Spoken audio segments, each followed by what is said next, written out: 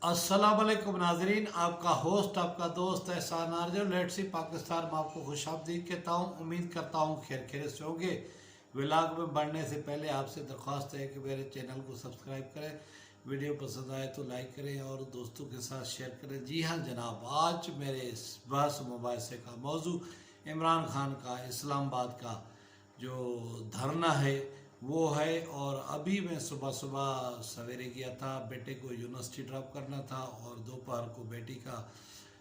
Paper है 9वीं जमात का, तो उसको फिर लेने के लिए वापस आ गया हूँ घर पे और बेटा वापस मेट्रो पे आ जाता है। तो बहरहाल इस्लामाबाद के श्रीनगर हाईवे पे काफ़ी अरसे के बाद कंटेनर दिखाई दिए जो आगे की तरफ जा रहे थे और शायद ये जो मौजूदा हुकूमत है वो आहिस्ता आहिस्ता कंटेनरों को इकट्ठा कर रही है। और आज का दिन बड़ा अहम है जो हुकूमत इस हवाले से फैसले करेगी। बहरहाल इमरान खान का धरना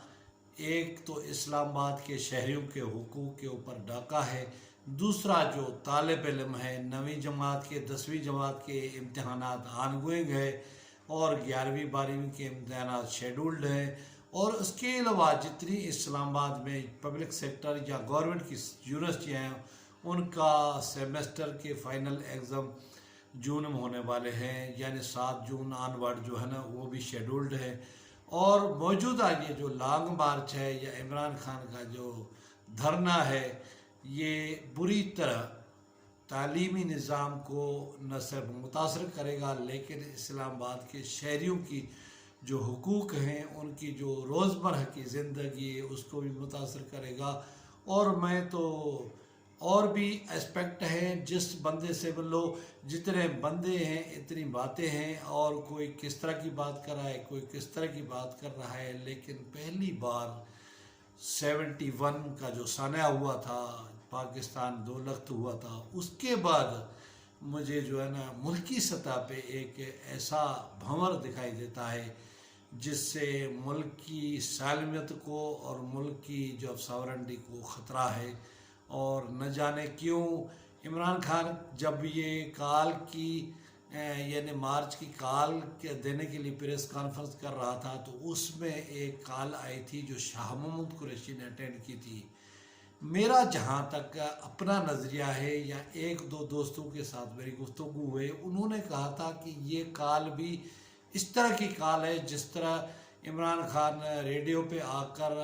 और कौम के साथ राब्ते में होते थे और प्रोग्राम 1 घंटे का करते थे और जो कालें होती थी वो मैनेजबल कालें होती हैं।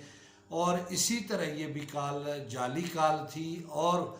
कौम को दिखाने के लिए, लोगों को दिखाने के लिए ये बावर कराया गया कि ये ट्रैप करने की कोशिश हो रही है उसको और धमकियाँ आ रही हैं और ये हो रहा है या वो हो रहा है और देखो कि मैं बड़ा निडर हुआ, मैं जो है ना किसी से नहीं डरता। तो ये भी इसी तरह की है जैसे अमेरिका के ख़िलाफ़ लेटर गेट कंस्पायरेसी डेवलप की गई थी और वो कंस्पायरेसी बढ़ती बढ़ती इमरान खान के कत्ल की साजिश तक पहुँची। लिहाजा उस प्रेस कॉन्फ्रेंस के दौरान फ़ोन का बजना और इमरान खान का बार बार कहना कि बंद कर दो, डिस्टर्ब हो रहे हैं, करना है तो उन्होंने ट्रैप कर ले। तो ये सारी कहानी मनगढ़ंत बेबुनियाद लगती है। और जहाँ तक इस लॉन्ग मार्च के या इस्लामाबाद में धरने के अगराज व मकासद हैं, मैं तो सबसे पहले अगर इमरान खान सच्चे हैं, खरे हैं इस मुल्क के साथ, कौम के साथ, तो वो जब अटक से पंजाब के हदूद में दाखिल हों उससे पहले वो KPK गवर्नमेंट को ख़त्म कर दे और इस निज़ाम को ख़त्म कर दे और वहाँ जो है ना ऐलानात इलेक्शन कमीशन के लिए भिजवा दे कि इलेक्शन वहाँ KPK में भी नए इंतखाबात कराए। जब वो मरकज़ में ये मुतालबा कर रहे हैं, पंजाब के लिए मुतालबा कर रहे हैं, तो क्यों वो KPK के लिए क्यों नहीं कर रहे कि KPK का भी गवर्नमेंट ख़त्म होना चाहिए और वहाँ भी साफ शफाफ और नए इंतखाबात होने चाहिए। ऐसा नहीं होता है कि बूटियाँ हलाल और शोरबा हराम, यानी पंजाब की गवर्नमेंट ख़त्म होनी चाहिए, फेडरल गवर्नमेंट ख़त्म होनी चाहिए, सिंध की गवर्नमेंट ख़त्म होनी चाहिए, लेकिन KPK की गवर्नमेंट काम करती रहे। वो इस वजह से कि वो हेलीकॉप्टर भी प्रोवाइड करती है, वो KPK की पुलिस भी फराहम करती है और वसाइल भी देती है। इस तरह ये डबल स्टैंडर्ड इस मुल्क को, इस कौम को पता नहीं कहाँ किसी ऊनी खाई में ले जाएगा, जहाँ से इस कौम का और मुल्क का निकलना बड़ा मुश्किल होगा। अब भी वक्त है। मैं तो कहता हूँ कि ये जो इस्टेब्लिशमेंट कहती है ना कि हम न्यूट्रल है, मैं तो कहता हूँ कि ये कभी भी न्यूट्रल न थे, न हैं, न रहेंगे। और सारी कारस्तानी इनकी है और पौनी सदी का सफ़र गुजर चुका है, अभी भी इन्होंने होश के नाखुन नहीं लिए। आपको ये जो मुरब्बे ज़मीनें अलाट होती है, आपको ये जो कोठिया अलाट होती है, आपको ये जो DH में कमर्शियल प्लाट मिलते हैं, वो इस वजह से है जब ये मुल्क है ऐसे अनहोनी इस तरह के यानी तजर्बे पाकिस्तान में न सिर्फ कौम के लिए नुकसानदा साबित होंगे, बल्कि ये जो हमारे कोर कमांडर्स है या एस्टेब्लिशमेंट है और उन्होंने जो एक अपनी एम्पायरें खड़ी की हुई है, मालात खड़े किए हुए हैं या एक जायदाद बनाई हुई है, वो भी उस वक्त तक है जब तक ये मुल्क है। लिहाजा उनको फौरी तौर पे इसका नोटिस लेना चाहिए और इस तरह की जो पाकिस्तान के अंदर पॉलिटिक्स हो रही है इसको ख़त्म होना चाहिए। मैं आज भी उस रिटायर्ड हवालदार का तज़किरा करूँगा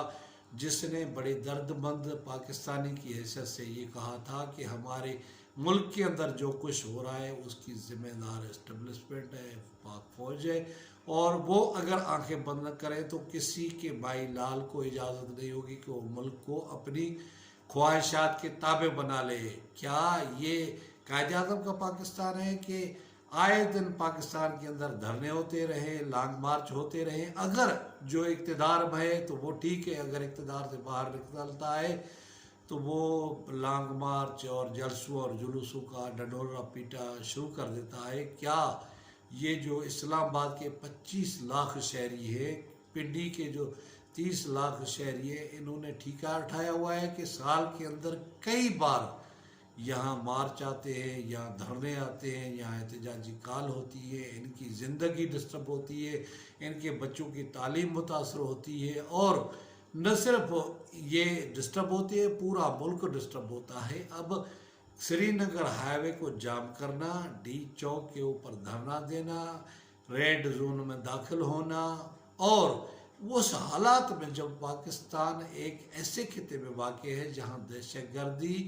के स्लीपर सेल मौजूद हैं और आलमी इस्टेब्लिशमेंट अपना खेल खेल रही है, वहाँ इस तरह के इत्तेमाद करना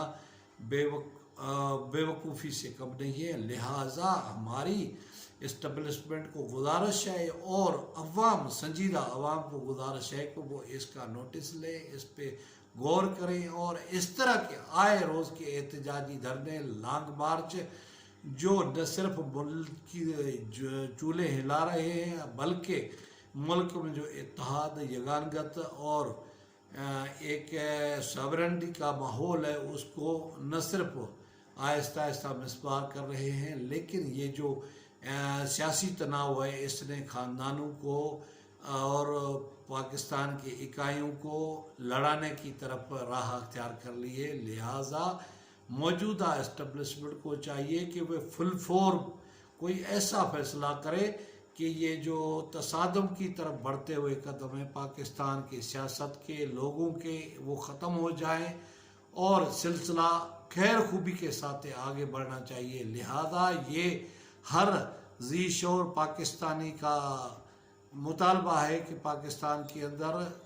पायदार हुकूमत हो और इस तरह के जो आए रोज़ के एहतजाजात हैं उनका ख़ात्मा हो। उम्मीद है नाज़रीन आपको ये मेरा ब्लॉग पसंद आया होगा। किसी और ब्लॉग, किसी और वीडियो में आपसे मुलाकात होगी। तब तक मुझे दे इजाज़त। खुदा हाफिज़।